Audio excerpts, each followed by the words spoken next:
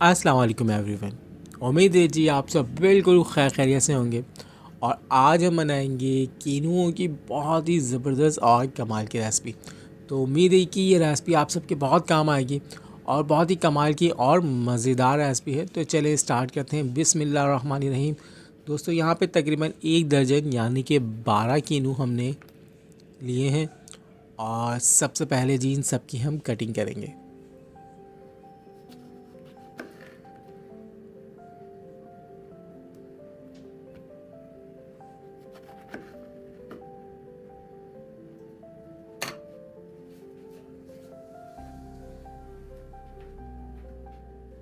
Cutting मुकम्मल हो जाने के बाद नेक्स्ट स्टेप ये है कि हमने इनका जूस सारा किसी भी इलेक्ट्रिक मशीन से या आप हैंड मशीन से इस तरह से इसका सारा जूस हमने सेपरेट करना है।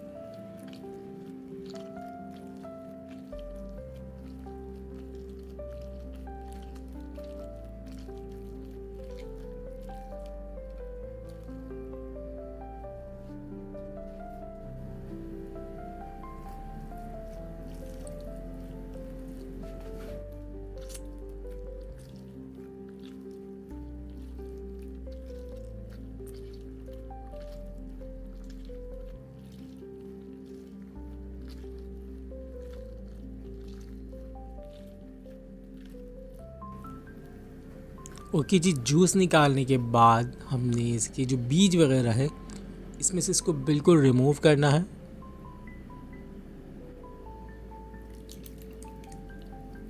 किसी भी छन्नी की मदद से हम इसको इस तरीके से छान लेंगे।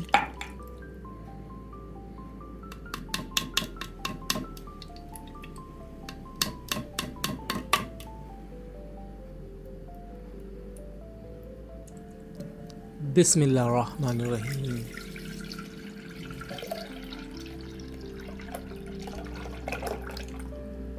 अल्हम्दुलिल्लाह तकरीबन 13 किलों का मैंने ये जूस यहाँ पे सेपरेट कर लिया है, अच्छे से छान लिया है और ये बिल्कुल परफेक्ट है। नेक्स्ट प्रोसेस हमें करना है, हमें चाहिए एक पैन और बिस्मिल्लाहिर्रहमानिर्रहीम इस पैन के अंदर हम सारा जूस शामिल कर देंगे।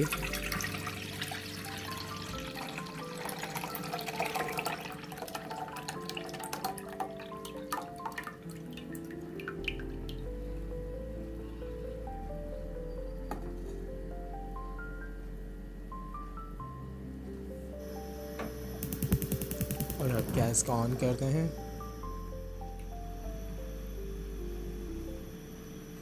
अब हमें स्पून की मदद से इसको हल्के हिलाते रहना है, एकदम छोड़ नहीं देना। जब तक इसमें एक बॉयल आ जाता है हम इसके लिए चीनी लेते हैं जी। चीनी यहाँ पे इसके अंदर शामिल करेंगे। 2 कप या 2.5 से 3 कप आपने यहाँ पे चीनी शामिल करनी है। तो मैं यहाँ पे 2.5 कप चीनी शामिल करूँगा।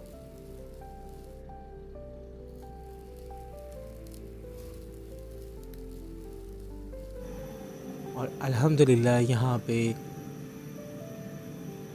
बॉयल आ चुका है और इसमें हमने स्पून से इसको हिलाते रहना है ताकि नीचे से बिल्कुल भी ना लगे। अब बिस्मिल्लाहिर्रहमानिर्रहीम दोस्तों, इसमें जो हमने चीनी ली है तकरीबन 2.5 कप, मैंने यहाँ पे किसी भी कप की मेजरमेंट से आप बिल्कुल चीनी को ले सकते हैं। 2.5 से 3 कप यहाँ पे चीनी आपने शामिल करनी है।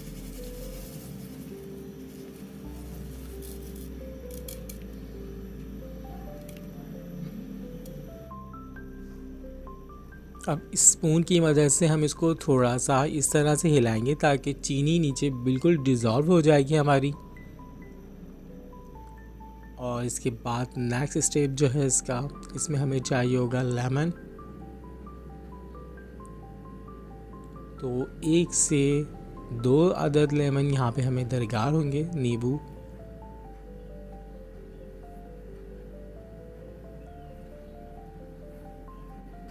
और नींबू का हमें चाहिए जी रस। तो नींबू का रस निकालने के लिए सबसे पहले हम इसकी कटिंग करते हैं।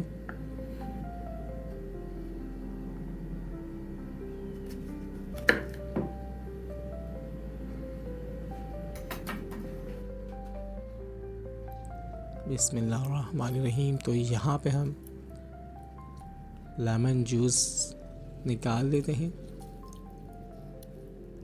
2 अदद लेमन का यहाँ पे हम जूस निकालेंगे। और बिस्मिल्लाह दोस्तों, इसमें से हमने बीज बिल्कुल जनाब निकाल देने हैं, रिमूव कर देने हैं। और यहाँ पे आ जाते हैं, तकरीबन इसको 15 मिनट हो चुके हैं कुक होते हुए। और यहाँ पे हमने लेमन जूस शामिल करना है। इससे इसके अंदर चीनी जो है वो कभी भी जमेगी नहीं, क्रिस्टल नहीं बनेंगे। चीनी अगर आप इसी तरह इसमें कोई लेमन जूस या सिरका नहीं डालेंगे तो इसमें क्रिस्टल पड़ जाएंगे। चमचे की मदद से आपको हिलाना है। तकरीबन हमने इसको 45 मिनट्स कुक करना है। और जब तक नेक्स्ट प्रोसेस जो है इसका वो जान लेते हैं। दोस्तों, यहाँ पे हमारे पास छिलके होंगे जिससे हमने जूस निकाला है। इसमें से चंद 1-2 लेमन के छिलकों का हमने क्या करना है, इसके जो अंदर का जितना भी गूदा है इसको बिल्कुल निकाल देना है स्पून की मदद से।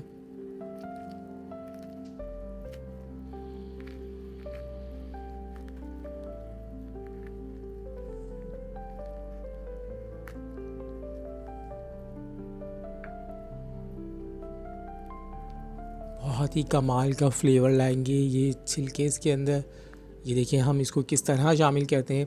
हमारे साथ ज्वाइन रहेगा। और अगर अभी तक हमारे चैनल फूड फ्लेवर AHM को आपने सब्सक्राइब नहीं किया तो आप लोगों से रिक्वेस्ट है जी, जल्दी से सब्सक्राइब कर लें, बेल आइकन के बटन को प्रेस कर लें और वीडियो को लाइक कर दीजिएगा। तो यहाँ पे हमने सारा गूदा निकाल लिया है और इस छिलके को आपने अच्छे से पहले धो लेना है, ठीक है जी। और उसके बाद हम इसके बारीक बारीक करेंगे इस तरीके से कटिंग, बिल्कुल बारीक बारीक से इस तरह से हमने कटिंग करनी है। सिर्फ 2 लेमन के आप छिलके ले लें इस जगह पे। और यहाँ पे हम इसकी बारीक कटिंग करेंगे।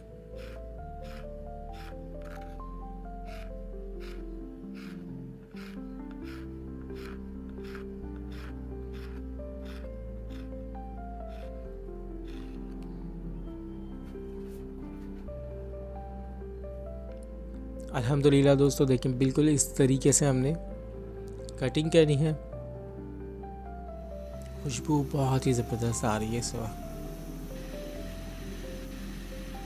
तो तकरीबन इस वक्त इसको कुक होते हुए आधे घंटे से ज़्यादा का टाइम हो चुका है और बॉयल इसमें अच्छे से आ रहा है। तो अब हम इसमें शामिल करते हैं बिस्मिल्लाह करके जी, जो हमने लेमन के छिलके कटिंग कर लिए हैं। 2 अदद लेमन की ये छिलके हैं, बिस्मिल्लाह करके हमने इसमें शामिल कर दिए हैं। इसको सबसे शुरू में हमने नहीं डालना, वरना तकरीबन 1-1.5 घंटा अगर ये कुक होगा तो फिर ये बिल्कुल डिज़ोल्व हो जाएंगे इसके छिलके। तो आपने तकरीबन 35 मिनट कुक करने के बाद इसको शामिल करना है। और अब हमने इसको बहुत अच्छे से कुक करना है। तकरीबन इसको घंटा लग सकता है या 45 मिनट्स।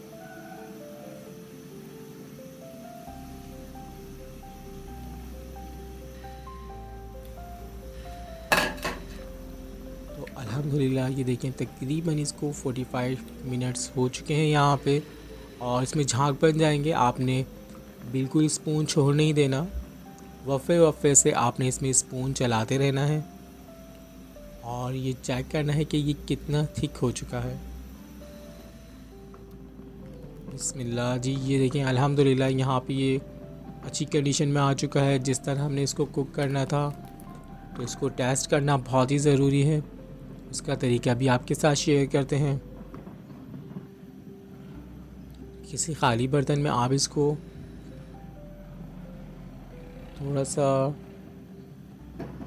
लेमन जूस हम निकालेंगे और हम इसको ठंडा करके ही चेक कर सकते हैं, क्योंकि ये गर्म जब तक रहेगा तो ये इसी तरह पतला रहेगा। पहले से ये काफ़ी ज़्यादा थिक हो चुका है माशाल्लाह, और जिस तरह ये ठंडा होता जाएगा जब ही ये सही से थिक होगा।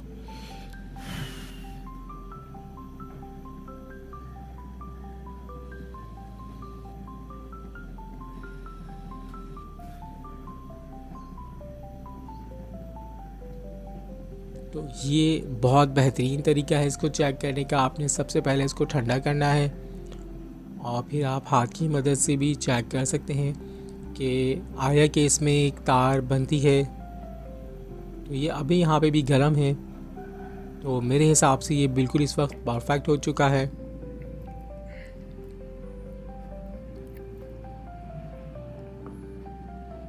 ये देखें आप, अब ये थोड़ा सा ठंडा हो जाए तो हम इसको किसी भी बॉल, किसी भी सांचे में आप रख सकते हैं।